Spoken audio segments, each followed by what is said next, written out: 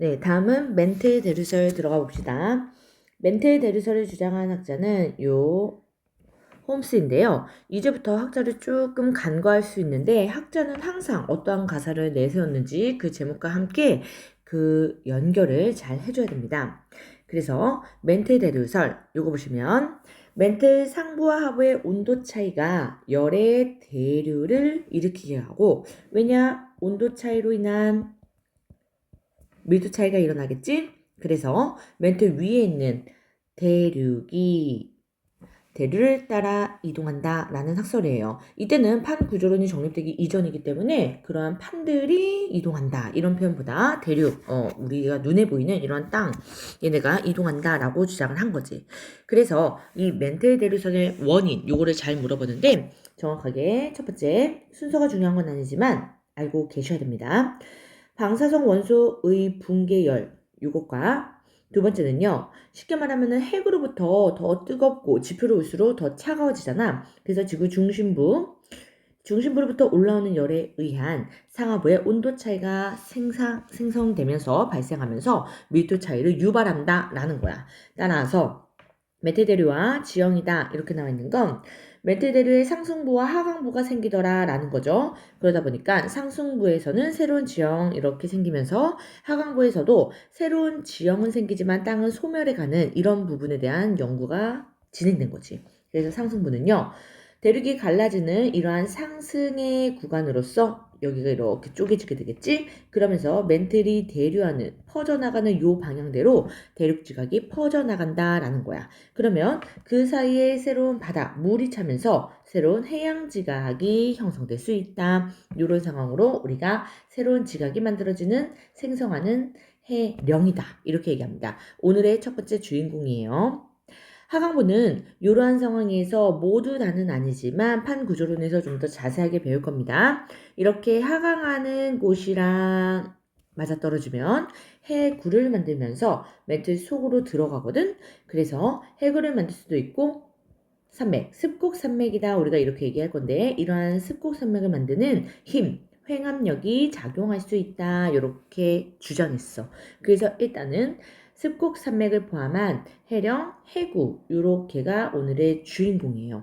따라서 이러한 나무도막에 해당하는 간단한 모식도 실험 상황이 문제에서 나오는데 이 아래 수조 밑바닥 중에서도 이 가운데가 직접적으로 가열이 되고 있으니까 가장 뜨겁겠죠. 그러니까 주변보다도 더 뜨거운 구간에 이렇게 상승하는 멘틀의 상승류가 만들어질 수 있다라는 거고요.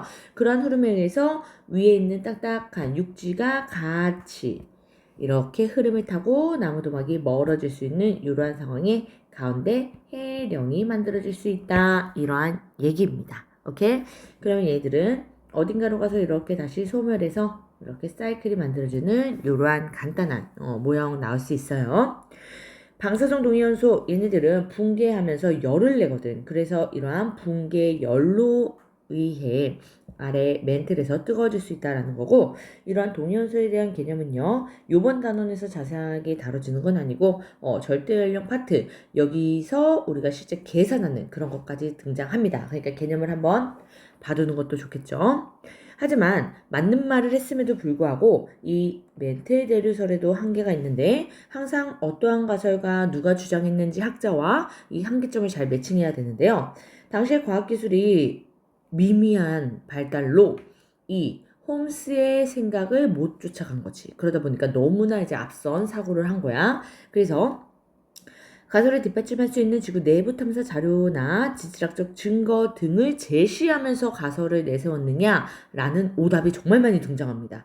그 말은 뭐냐? 그때 당시의 과학기술로는 이러한 증거를 댈 수 없었고 증명을 할 수 없었기 때문에 그래서 나중에 과학기술이 시간이 흘러가면서 더 많이 발달됐을 때 해양적 확장설이 등장하면서 그때 다시 한번 재조명됩니다. 그래서 판구조론 정립에 아주 크게 기여했고 결과적으로 대륙 이동설을 주장했던 베게너의 주장을 뒷받침할 수 있는 그런 상황이 되는 거죠. 오케이? 다음은 해저 지형의 탐사 들어가 볼게요.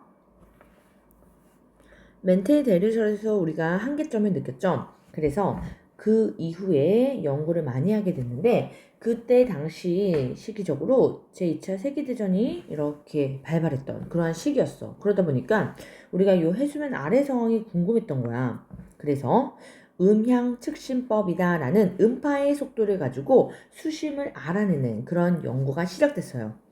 해수면 아래에서 이렇게 발사한 음파, 이게 해저면이 동일하지 않기 때문에 돌아오는데 시간, 왕복 시간이 모두 다 다르더라라는 거야. 그 시간들을 가지고 수심으로 환산을 해서 해저의 지형도 알아낼 수 있고 적군함의 위치도 알아낼 수 있고 이러한 연구가 시작됩니다.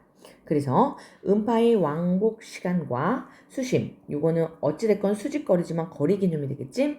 이런 상황으로 이 속도, 음파의 속도, 요거를 이용한 다시 한 번에 거, 소, 시에 활용이 되겠지. 이 상황에서 이 거리가 수심인 D로 바뀌었고 왕복 시간이기 때문에 여기 2분의 1이 이렇게 되어서 이 수식을 우리가 활용할 거고 내신에서도 무조건 나오게 되는 상황이고요. 수능에서도 나올 수 있는 그러한 부분이 됩니다.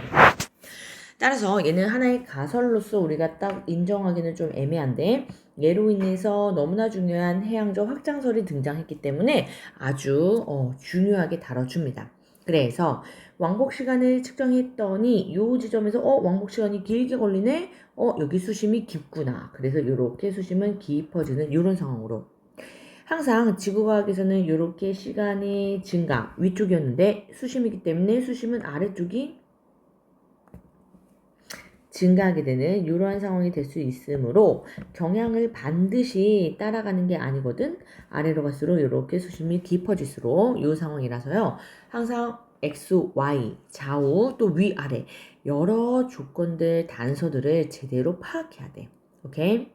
그래서 세계의 지형은요. 수심을 측정해서 이렇게 알아냈는데 우리가 눈에 보였던 대륙, 즉 지표면 위 상황보다요. 해수면 아래쪽이 훨씬 더 다양한 지형들을 가지고 있더라라는 걸 알게 된 거야. 그래서 우리가 기본적으로 이 3D에 해당하는 거를 계속 보면서 익혀야 되는데 얘를 2D로서 우리가 슬슬슬 그릴 수 있게끔 그렇게 좀 활용을 하고 있어야 됩니다. 여기뿐만 아니라 다양한 단원에서 다룰 거라서 선생님이랑 한번 같이 그려보자. 여기 지금 단면을 그린다라고 보시면 돼요. 이렇게 단면. 오케이? 이 상황이 수심이 얕은 곳이요. 대륙붕이라고 하거든. 그래서 이렇게 대륙붕이 이렇게 있고요. 대륙붕에서 경사가 급격하게 이렇게 대륙사면 급격하게 이렇게 내려옵니다. 그러다가 편편한 대륙대가 이렇게 만들어지고 뾰족한 해저의 골짜기 해구가 만들어지면서 마치 우리 공원처럼 평원이라고 하는 심해저의 이러한 부분이 만들어져요. 그래서 대륙붕 여기는 해수면으로부터 아주 수심이 얕은 곳 그리고 경사가 급한 대륙 사면 그리고 대륙대 그리고 오늘의 주인공 해구 첫 번째 주인공이었지. 그 다음에는 심해저 평원에서는 화산 폭발이 빈번하게 일어났단 말이야. 그래서 이렇게 해산, 바다 속에도 산을 만들고 그 정상부가 이렇게 잘려가지고 편편한 평정해산도 만들고요. 여기 보이지? 그리고 얘네들 두 번째 오늘의 주인공인 해령. 그래서 이렇게 해령 사이에 열곡도 있는 이런 부분으로요. 다 수심으로서 이게 연결된 거야. 그래서 얘는요. 여기가 해령이 될 거고 가운데가요. 뾰족 수심이 조금 대칭적으로 높은 해령 중앙에 조금 이렇게 더 수심이 깊은 열곡이 있습니다. 따라서 이런 부분에서 음양측시법 음파를 쏜 거지. 뭐야 쏘자마자 오네? 수심이 아주 얕구나.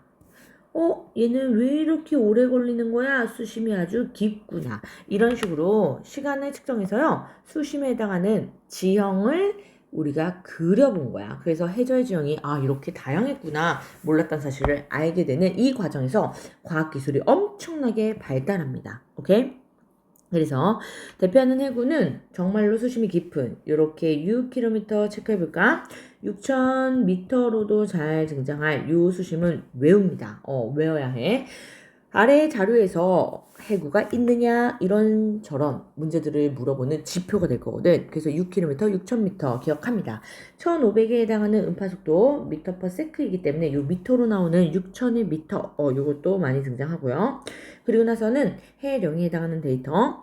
해령은 일단 왕복 시간이 이렇게 조금 봉우리 두 개가 붙어 있는 것처럼 이렇게 규칙적으로 이렇게 나오고 중간에 열곡이 있는 해령이면 이렇게 수심이 조금 더 깊은 시간이 조금 더 걸리는 이런 패턴으로 등장합니다. 그럼 우리가 해령을 유추할 수 있겠지. 그래서 대륙붕은요. 수심이 200m 이하다 라고 해서 얕다라는 거고요. 거의 편편한 경사가 없다. 그러다 대륙섬안에서 경사가 급격하지. 경사가 비교적 급한 지형 요거 체크해볼까? 이렇게 경사가 급하기 때문에 흐름이 빠른 저탕류 아래쪽에 경사가 급한 곳에 퇴적물이 빠르게 흘러내린다 라고 추가 설명이 되어 있죠. 이런 상황으로 우리가 다른 단원에서 또 만나볼 거고 대륙대는요. 완만한 경사로 다시 이렇게 편편해진 요 부분 해구 얘기했죠. 깊은 골짜기인데 6km 이상입니다. 6,000m 이상. 그리고 우리가 서비평이다 이런 것들 이제 배울 거고요.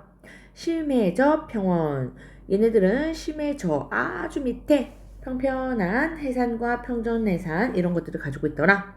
그래서 추가적인 거 보시고 화산섬들 해수면 위에 이렇게 화산섬이 생길 수도 있대요. 이런 것들은 이제 대표하는 게 하와이와 같은 것들. 해령은 해저의 산맥입니다. 그러니까 산맥에 이러한 봉우리가 이렇게 있는데 중앙에 열고 골짜기가 발달할 수 있다라는 거. 오케이? 따라서 이런 상황으로요. 연구를 지속적으로 합니다.